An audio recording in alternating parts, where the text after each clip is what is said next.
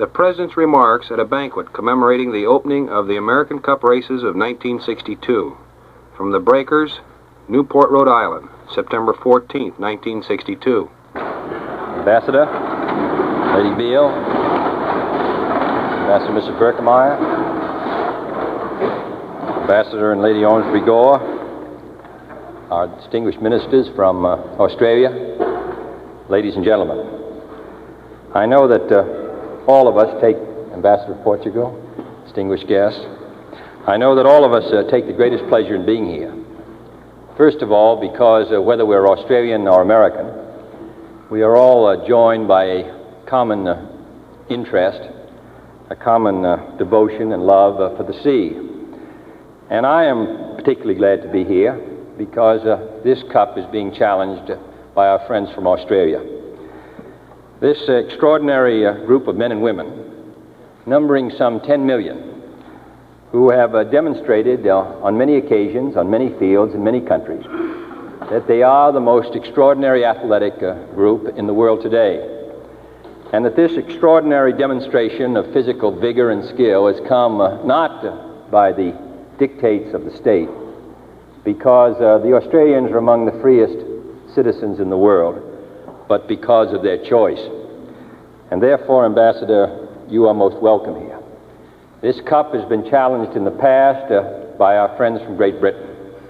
We are glad to see Australia assuming the responsibilities of empire and coming here, and we're particularly glad to welcome you in the year 1962. This is a trophy which the United States has held for over a century, unlike the Davis Cup. And we do have a feeling, Ambassador, we do have an old American motto of one cup at a time.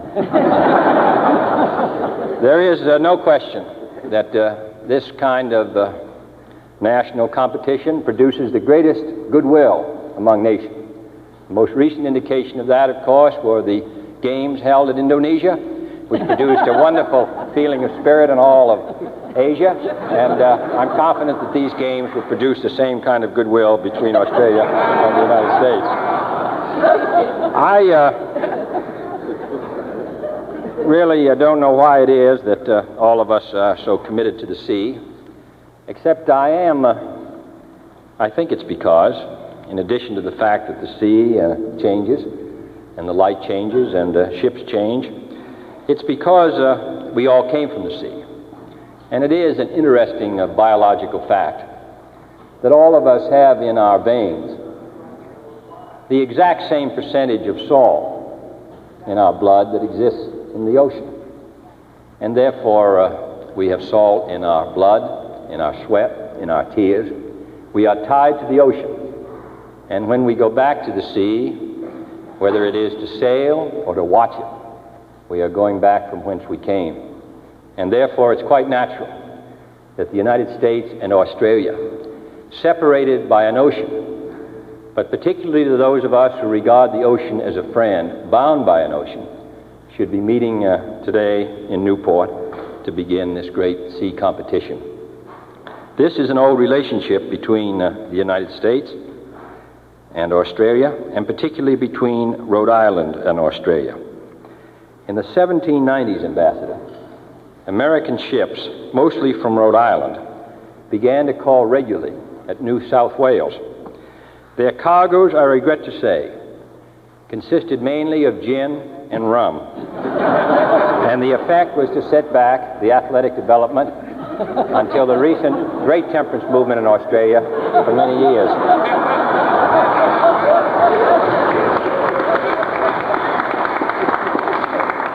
In 1801, Governor Philip Gidley King of Australia complained to London, and I quote, "Such has been the certainty in America of any quantity of spirits being purchased here, that a ship cleared out of Rhode Island for this port with a very large investment of spirits, which I positively forbade being landed, in consequence which if she left this port, with upward of 13,000 gallons of spirit brought to Australia for sale." That is a shocking.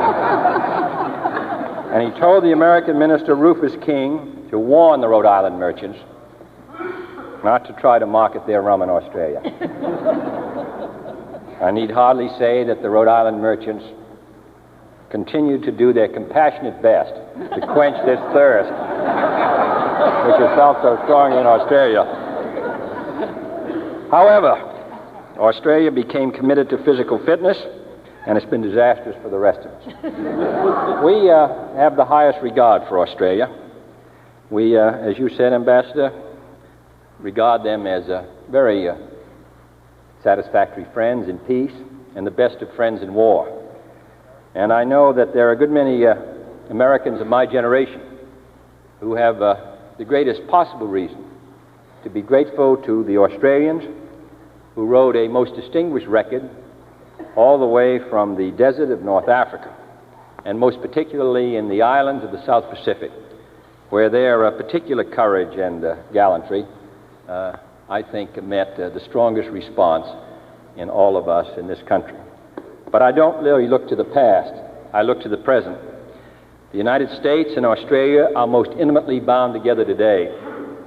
And I think that, and I speak as one who has had some experience in friendship and some experience in those who are not our friends, that we value very much the fact that on the other side of the Pacific, the Australians inhabit a very key and crucial area, and that the United States is most intimately associated with them.